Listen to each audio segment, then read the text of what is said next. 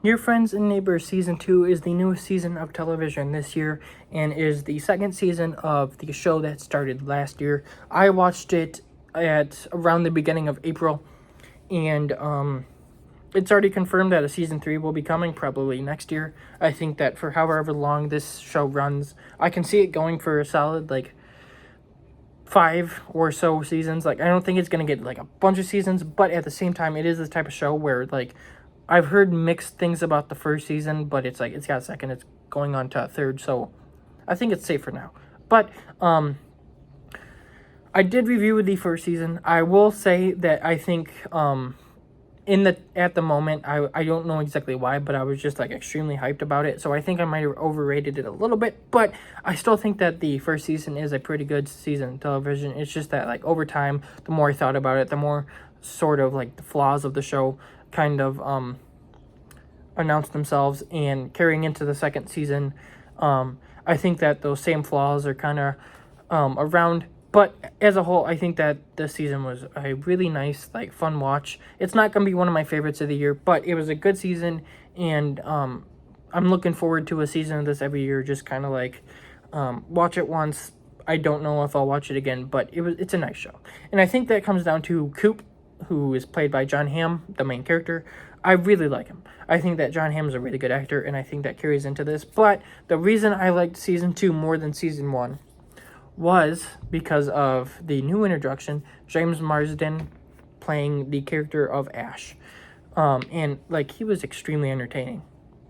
I really like James Marsden as an actor. I think that he's extremely underrated. I was going to watch Paradise, which he's in. He's not a big part, but he's in it. And I just didn't get around to it. So I might still watch it. I don't know. But all the movies I've seen him in, he's really good. And now he's in this. I don't know if he's in any other TV shows I've seen, but in this, he's an extremely fun character. And ultimately, how they decided to wrap up his character, I thought was a bit weird. But as a whole, I think that for the good chunk of the season, he's just extremely entertaining, and one of the highlights of the season. The rest of the characters, none of them extremely stick out. I mean, I do like Coop's kids. He's got a sister who I think at times can be entertaining. At other times, it's she's not the worst, but she's not my favorite. Barney, who's Coop's best friend, I think is a good character. Mel, Coop's ex-wife, especially this season, wasn't very good. She's got a plot line this season that I was kind of just what? Her plot line on the season was kind of dumb. But and then Olivia Munn is in this. All I know her from is X-Men Apocalypse. At least I that's all I can think of I know her from. But I like her character and kind of what they're doing with her. And then Nick, I think that's his name, the basketball player. I hate him. He's probably my least favorite character of the show. I hate him. Every time he's on screen, I'm just why? And I really hope that he does not keep continuing. Obviously, he's one of the main characters, but I hope they find a way to kill him off in the third season or something. I really don't like him. But it's not a big high stakes show. There's some moments where you can feel oh, there's some stakes, but it's not a show where it's oh, I need to keep continuing and everything. One thing I think the show does well is the cliffhangers, where they'll end off on a cliffhanger and it's just what, and then they'll kind of wrap it up in the first 5 minutes of the next episode, which kind of at times can suck, but I think that they do the cliffhangers well. But it was a show where week to week, there were a couple episodes I just didn't watch until a couple days later, and then there was a couple episodes where I had to double up a week because I missed the previous episode. So it's not a show where and that could be because I finished season 1 as season 2 was going on, so it could have been just I might have watched the show a little bit too much in the time, because it's not a show where it's not a show like Reacher, where I could watch 5 seasons of that in a row and it would just be so entertaining. It's a show where it's I think breaks in between are good, or when the whole season's out, watch it at your own pace. But I think going into season 3 next year, I'm guessing, where I don't have to watch a season before it to catch up, and I can just kind of go into it and watch the episode a week, I think that will be much better.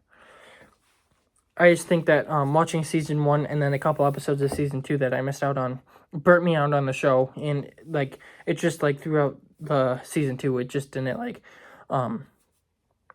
connect with me and keep me engaged. But like it's not a bad show. I don't really have much else to say. Like it's a show that is a fun watch, and I don't even know if I could recommend it. Like I could recommend it, but it's like if this is like if you read a synopsis or you kind of like hear someone like speak about it and you don't think it's going to interest you, I don't think I can recommend it. But like if you're just looking for a show that you could just watch and like you could get through it, have fun, and then not really think about it much after, this is probably that type of show. But